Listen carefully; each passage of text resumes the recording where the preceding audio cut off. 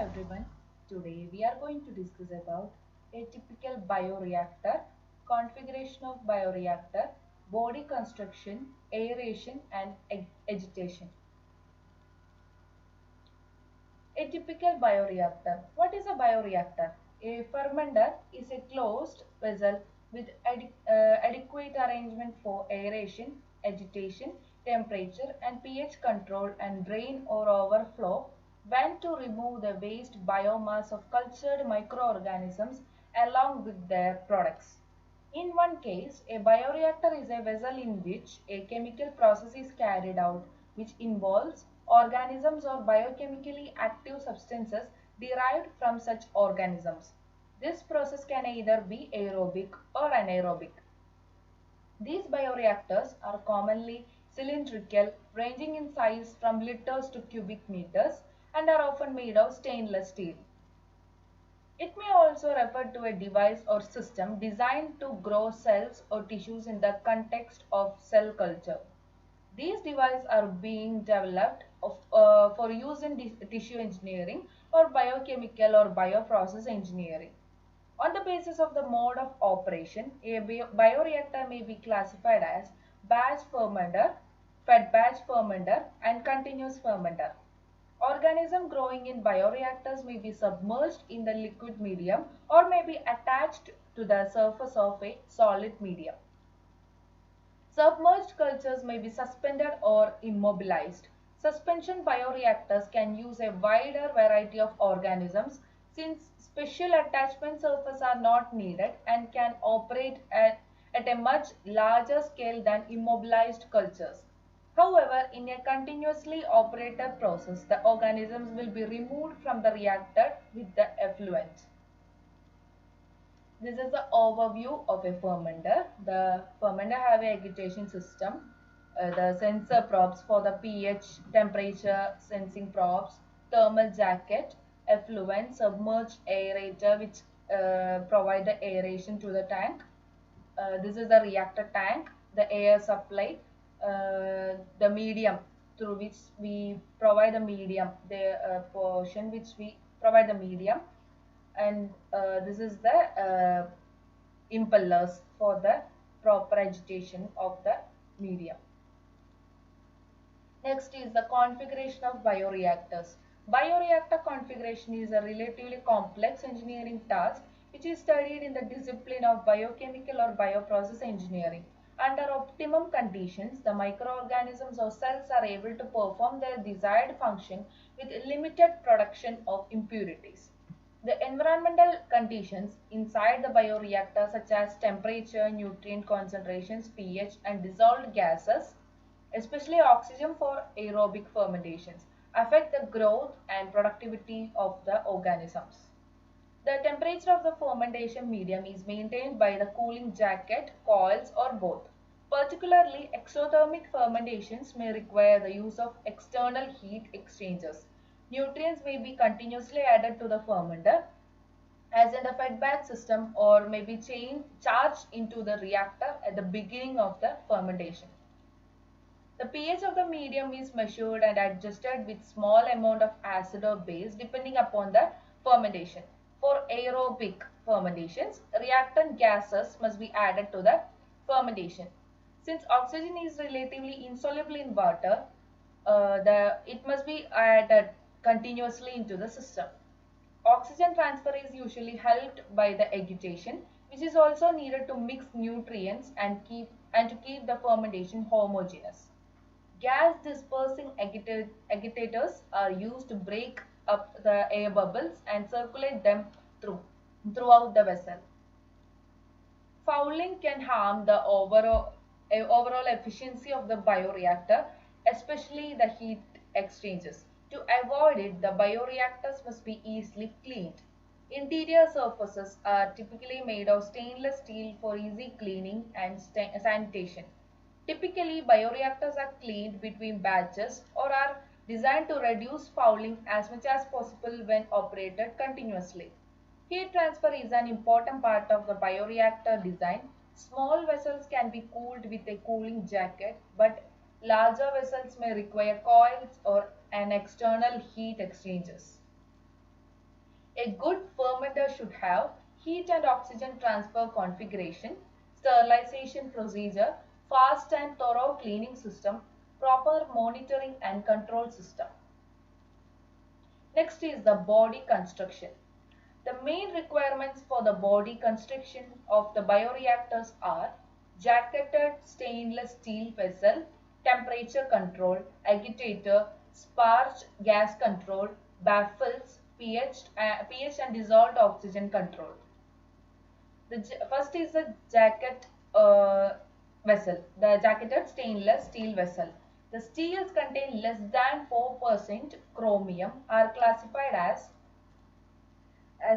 steel alloys, and those containing more than 4% are classified as stainless steels. Mild steel coated with glass or phenolic epoxy material has occasionally been used. Cooling jackets is necessary because sterilization of the nutrient medium and removal of the heat generated are obligatory for successful completion of the fermentation in the fermenter. For very large fermenters, insufficient heat transfers take place through the jacket, and therefore internal coils are provided through which either steam or cooling water is run. Next is the temperature control. Normally in the design and construction of a fermenter, there must be adequate provision for temperature control which will affect the design of the vessel body. Heat will be produced by microbial activity and mechanical agitation, and if the heat generated by these two processes not ideal for the particular manufacturing process, then heat may have to be added to or removed from the system. The silicone jacket consists of double silicone rubber mat with heating wires between the two mats, which is wrapped around the vessel. Next is agitator. The agitator is required to achieve a number of mixing objectives. Example, the bulk, fluid and gas phase mixing, air dispersion, oxygen transfer, heat transfer, suspension of solid particles, and maintaining a uniform environment throughout the vessel contents.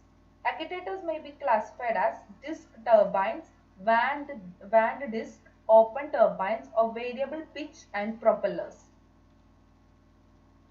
The next is a sparge gas control. A sparge may be defined as a device for introducing air into the liquid in a fermenter.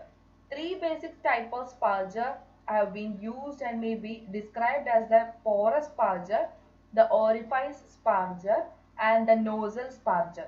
The porous sparger of sintered glass, ceramics, or metal has been used primarily on laboratory scale in non-agitated vessels. Orifice spargers without agitation have been used to a limited extent in yeast manufacture effluent treatment and later in the production of single-cell protein in the airlift fermenter. Next is the baffles. Four baffles are normally incorporated into agitated vessel of all sizes to prevent a vortex and to improve aeration efficiency.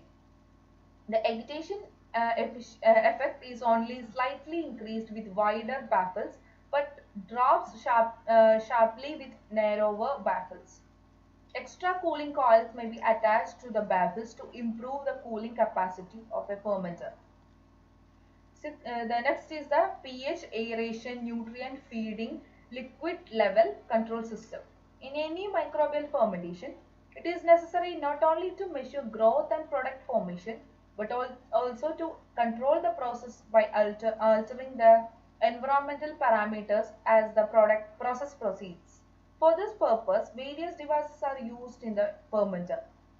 Environmental factors that are frequently controlled includes the temperature, oxygen concentration, pH, cell mass, levels of key nutrients, and product concentration. This is the overall picture of the bioreactors with the parts marked. Next is the aeration and agitation. The classical aeration method for bioreactors is performed by sparging gas through the bioreactor media. Sparging means bubbling. The gas being the air or mixed gases by slight overpressure forced through small holes or pores in the sparger tip. The smaller the bubbles, the larger the surface area, and hereby improved oxygen diffusion through the bubble to liquid contact. Surface aeration is obtained through the media surface, through the head space, and sufficient for limited cell density culture in small vessels. The primary use aeration is to provide microorganisms in the submerged culture with sufficient oxygen for metabolic requirements. Agitation ensures that a uniform suspension of microbial cells is achieved in a homogeneous nutrient medium. Aeration and agitation depends on the fermentation. Aeration provides oxygen to culture. It removes unwanted volatile products of the metabolites. Disperser is a device for introducing air into the liquid in a fermenter. The agitator increases the rate of oxygen transfer from the air bubble to the liquid medium. It increases the rate of oxygen and nutrient transfer from the medium to the cells. It prevents the formation of clumps of the cells, aggregates of the mycelium. It increases the rate of transfer of product of metabolism from cell to cell medium. It increases the rate of efficiency of heat transfer between the medium and the cooling surfaces of the fermenters. The shape, number and arrangement of the impellers and the baffles, that is either 2 or 3 impellers for large fermenters at suitable level on the stirrer shaft, or 3 to 4 baffles on the walls of the vessel is suitable for the agitation. This is the agitation system. The agitation consists of the components shown in the diagram. This is the impellers. It is or the blades. They provides the proper mixing of the medium in the bioreactors. That's all about my topic. Hope you all understood my seminar topic. Thank you.